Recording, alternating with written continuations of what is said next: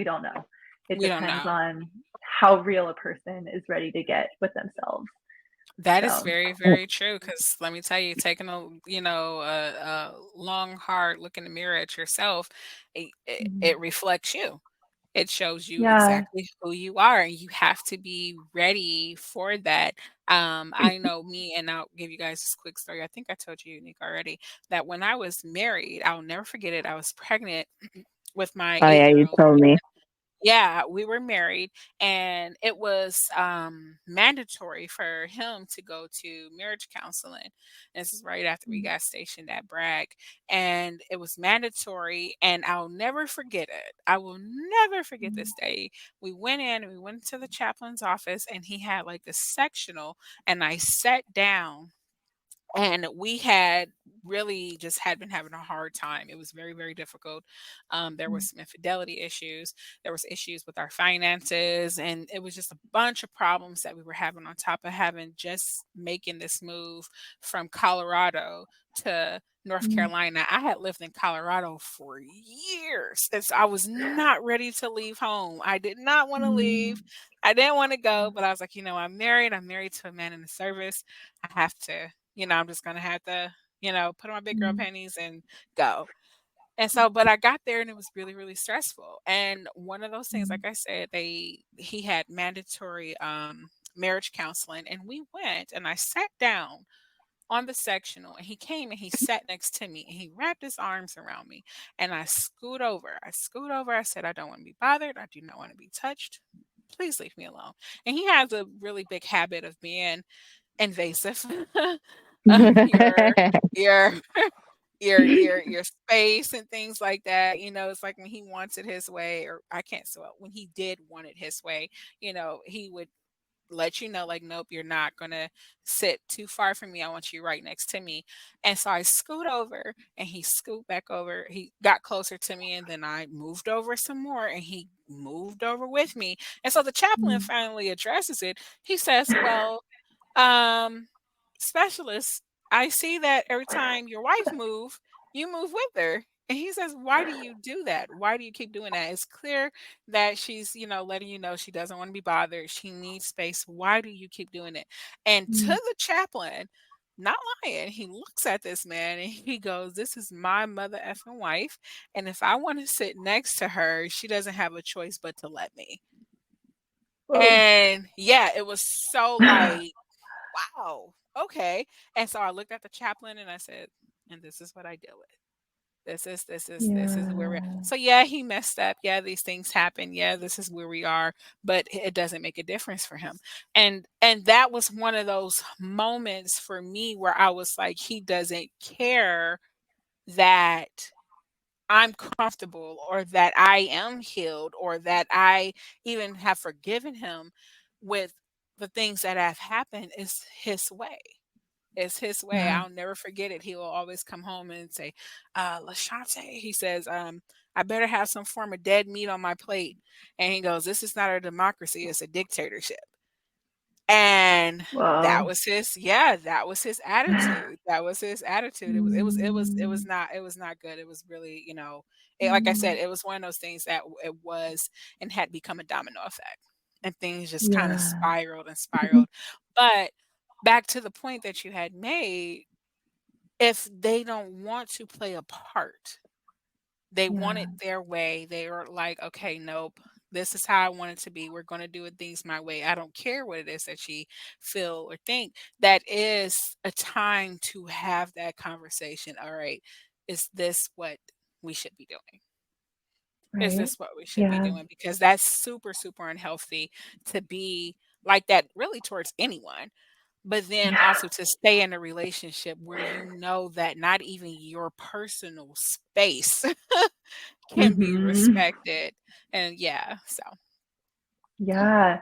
I mean, that is yeah, that I mean, when I have consultation calls with people and they're wanting to come to couples therapy, the number one question I ask them is, "Are both of you willing to do the work?" Because, mhm, often you'll get one partner who's like, "We need couples therapy, but my partner doesn't want to do it." I won't meet with them because if both people aren't 100% committed to the healing work, like, it's not mhm. going to work. Nothing It's good is not gonna gonna work. happen. It is And, not going to work. I yeah, can yeah, it's like testify both to people that. have to be yeah, yeah, and, just this came up from what you had said about, like, you were healing and you were trying to, like, break free from this. You obviously saw it was toxic, and he was just wanting you to be this person that he needed you to be in order for you guys to stay in the relationship. Often what I'll see is this, like, internalizer externalizer dynamic. So in a relationship, you'll have somebody who is very introspective, internalizes, and if they take it too far, they blame themselves constantly. But Mhm, they're usually the ones who heal first because they're very self aware and they're self reflective.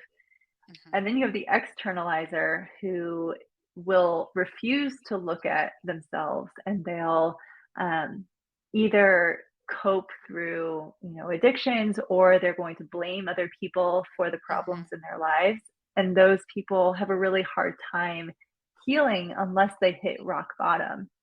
And sometimes when that internalizer starts doing their healing work and the externalizer cannot handle the new person being healed, that's when they hit rock bottom sometimes. mm. And they realize, like, I'm either going to lose this relationship or I have to do my healing work. And it's a beautiful thing. It's painful, but it's Yeah, oh part of yeah, it's what painful.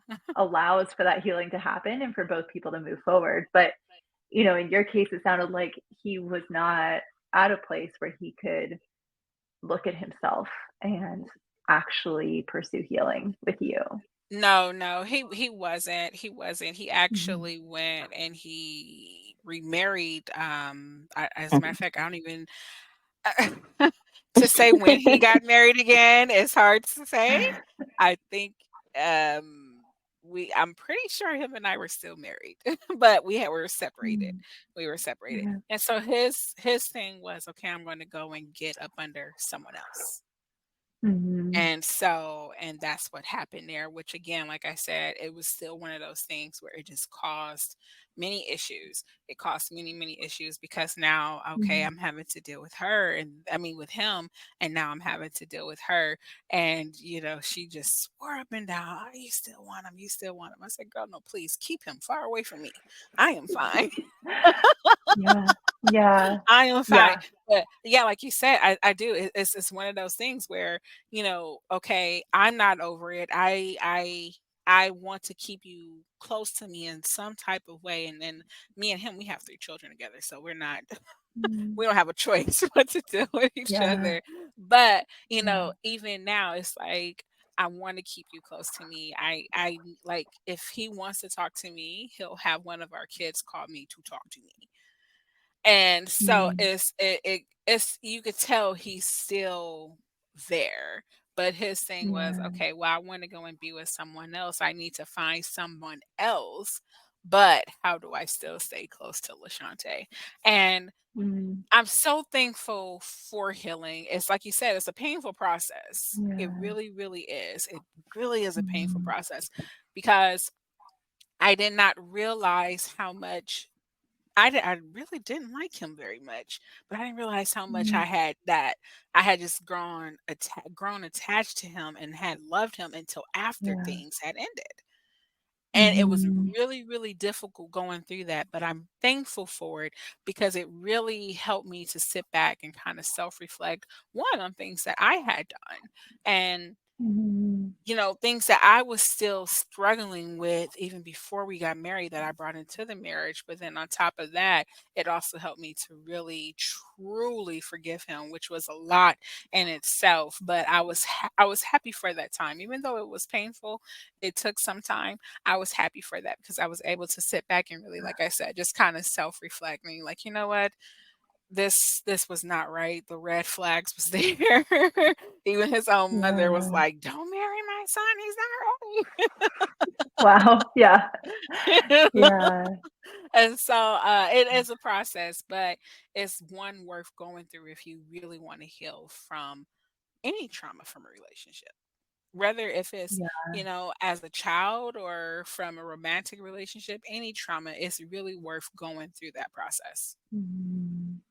Absolutely. And can we just celebrate for a moment that, like, you had 3 kids with him and Yeah. you Gosh. found the courage and strength in you to be able to say, like, "No, like, it has to end here. Like, I can't keep putting up with this. I deserve Yeah. better." Yeah. Like, it takes so much strength to do that, and so thank you for being able to be somebody for other people to witness and be like, wow, okay, if she can do it, like I can do this too.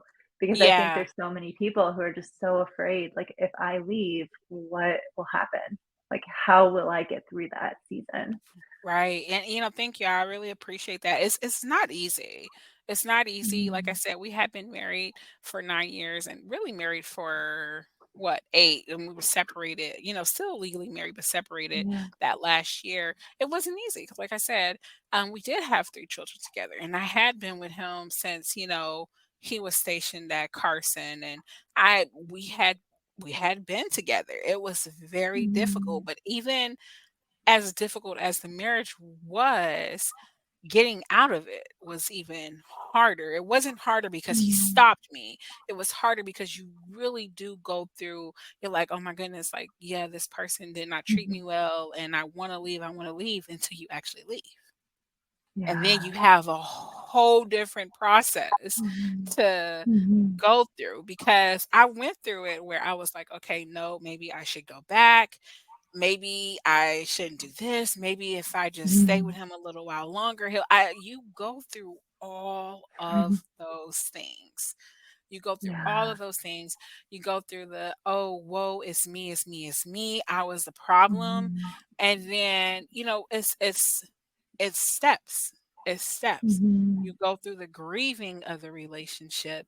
You go through the really truly forgiving, trying to forgive. Mhm. You go through a lot of those things. And that experience, I didn't want to leave it and I had become the bitter ex-wife or anything like that. I said, I learned so much from this. I want to be able Mhm. to take it and help other people.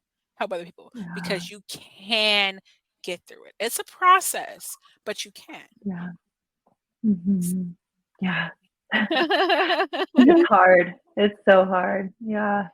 Yeah, yeah. What were you gonna say, Unique? Sorry. Oh no, I was just gonna ask. I mean, I've heard um different things from different people, but I tend to stand by my beliefs on certain things based off of my experiences.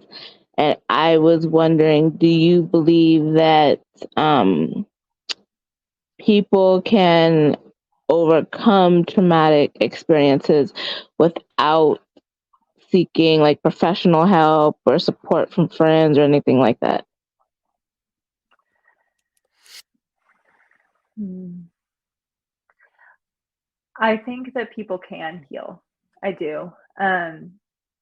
The part that I hesitate with is not having support from even friends. I think that we need people in order to heal. I think it's crucial, especially when it comes to relational healing.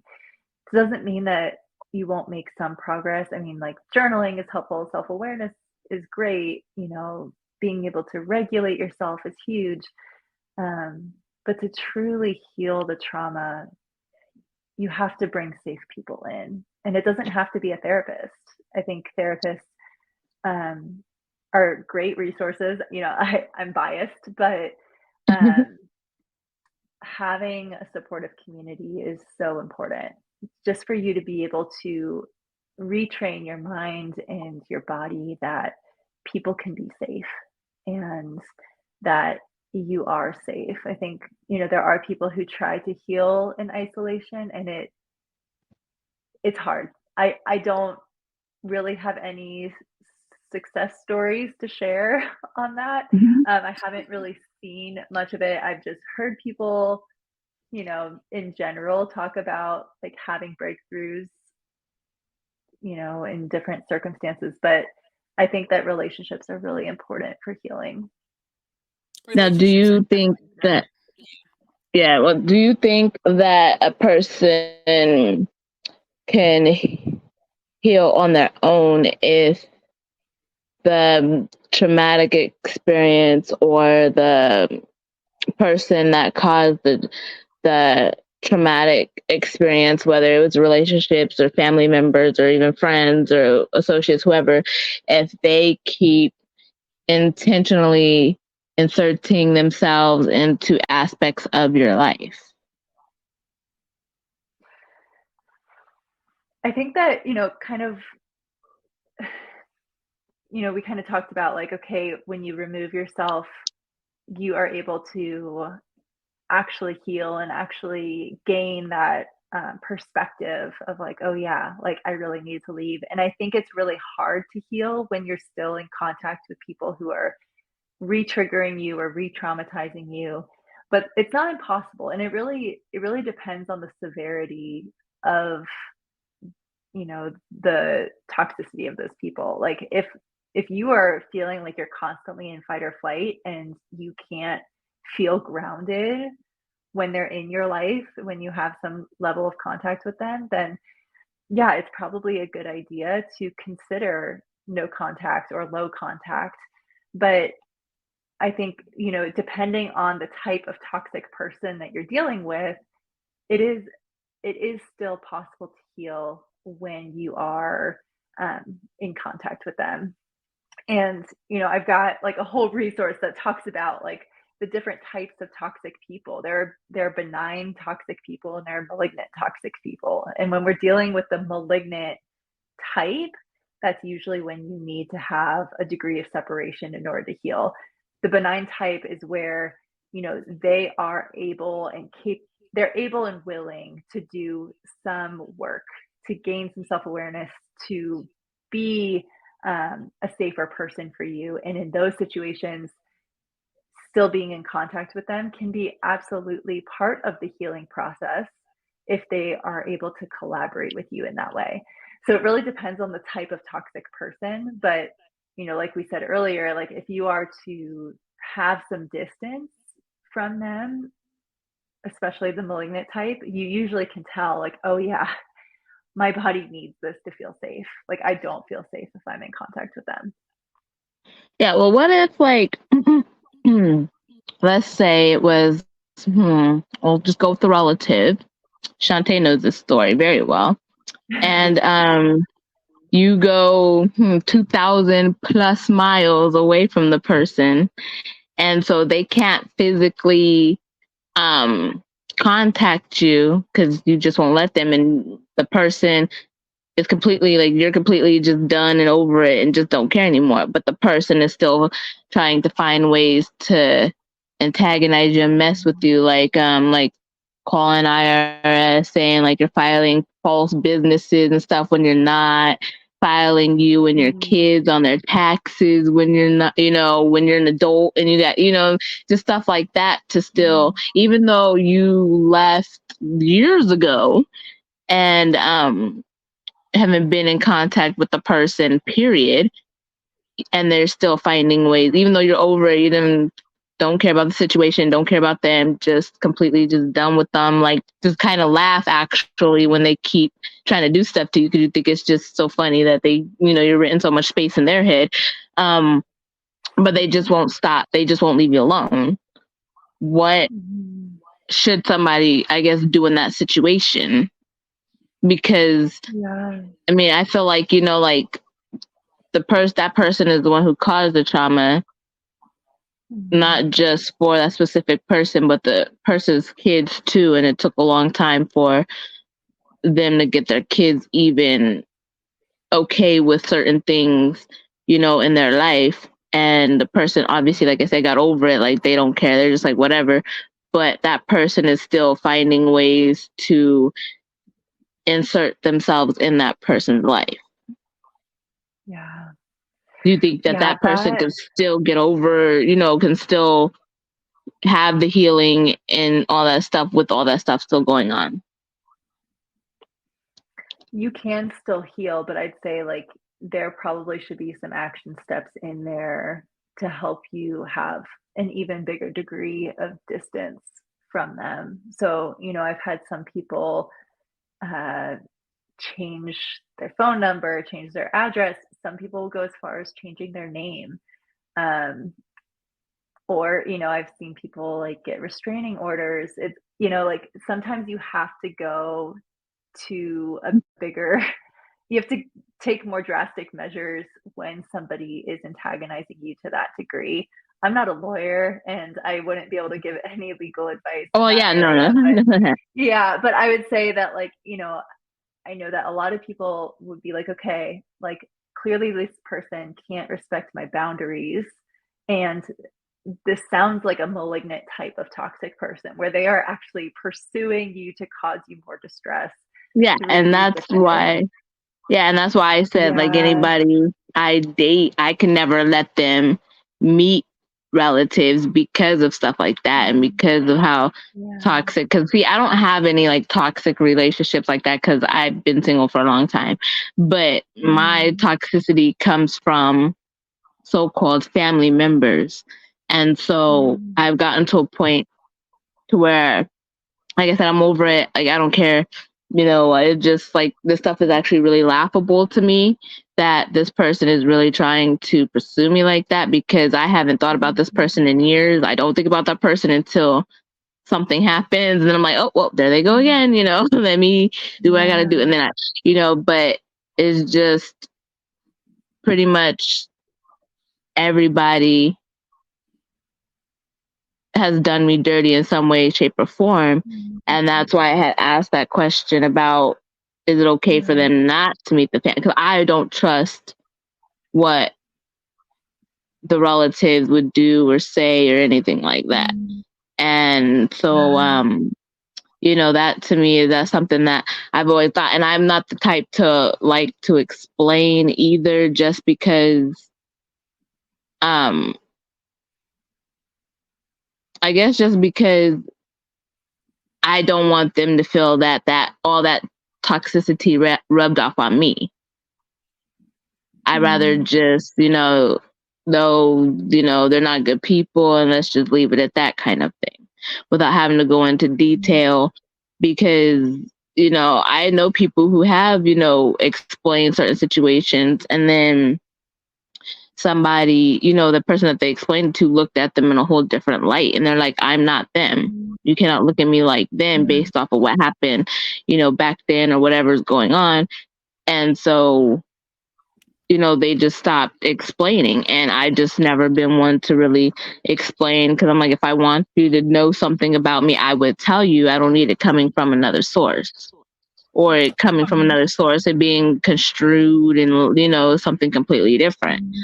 So, and I think that that's why, yeah, a lot of people don't let Yeah. people meet their family members. Well, I want to cut in Yeah. there really quickly, if you don't mind, really quickly, Christy. I Yeah. think that's where it would depend as well on the person because Mhm. I don't believe it's I mean, you can look at someone's family and look at their background and say, "Okay, this is where you come from. This is where and know that you may have some traits, some things, some traditions, whatever it is that you've learned from your family, Mhm. from that background. But when you're in a relationship with someone, I don't want you to look at who I was 10 years ago and be like, Mhm. okay, this is who you are now. And so I don't want you to do Mhm. that. So I definitely don't want you to look at who my family is and say, okay, this is you, or this is what you could be, or, maybe Mhm. because I have a brother or a mother or a grandmother or a aunt or a sister or whatever who's toxic and believe that's what I am based on who they are, because we are still our own Mhm. individual people.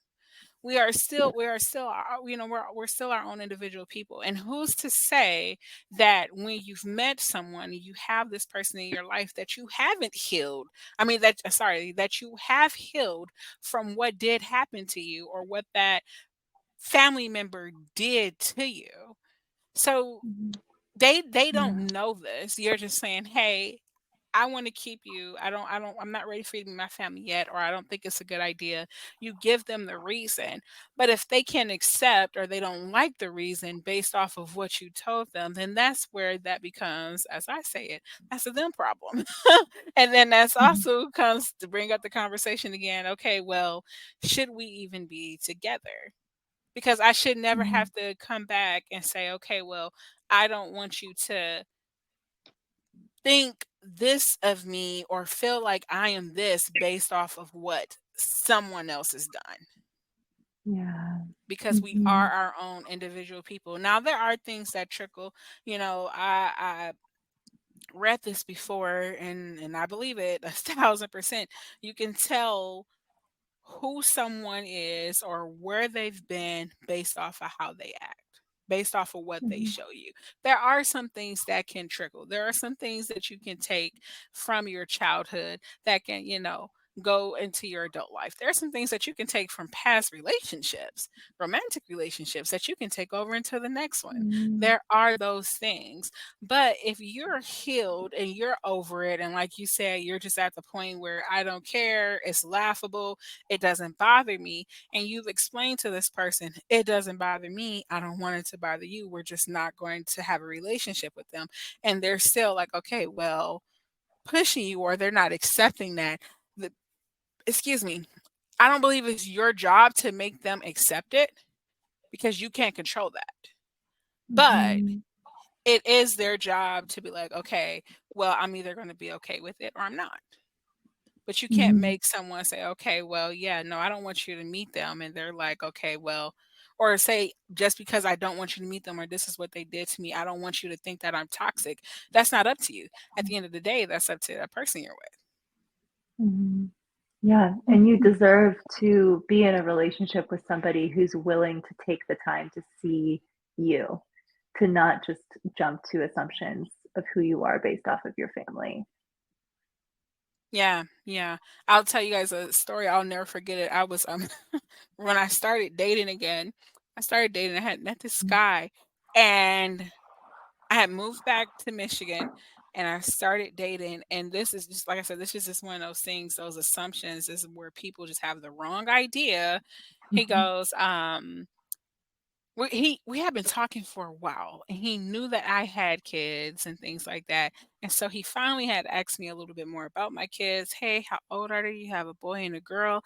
And he goes, so do they all have the same father, or do they have different fathers? And I'm like, yeah, no, I was actually married. He says, oh, you were? I'm sorry. I'm like, yeah.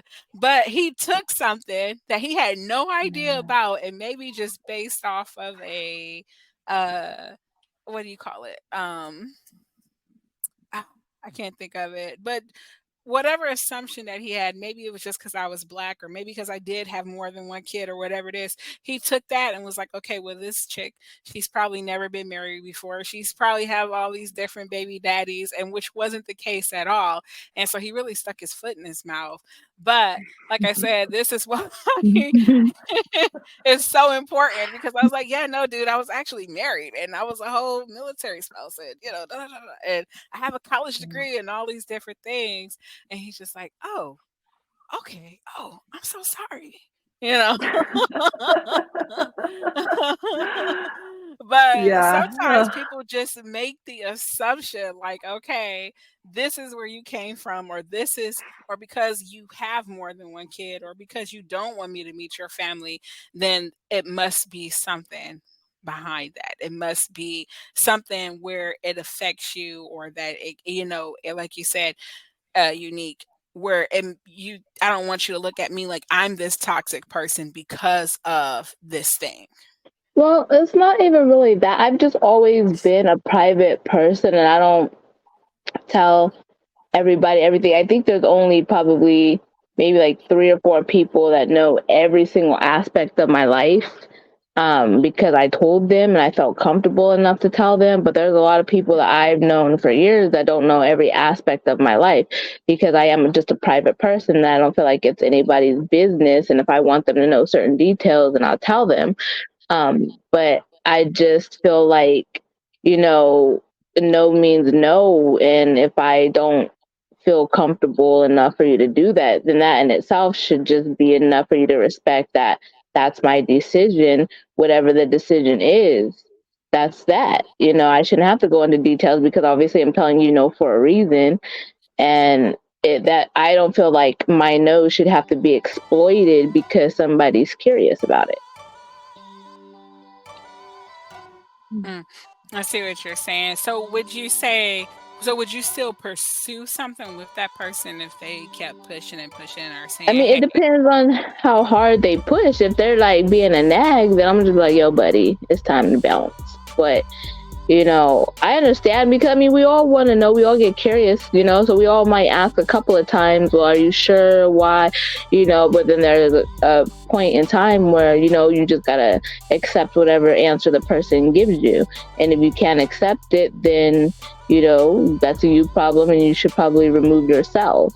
Because I'm not going to be forced and do something that I'm uncomfortable with, or be forced to explain something that I'm uncomfortable explaining. Or even if I'm not uncomfortable explaining it, I just flat out said no. And that's that. I shouldn't have to. If I want you to know, then I would tell you. Because that's something that I would want you to know. But if I don't want you to know, then that means that that's just something that's not meant for you to know at now or ever or at that particular time. It's just not something that I'm wanting to share with you. If I want to share it with you, then I will. But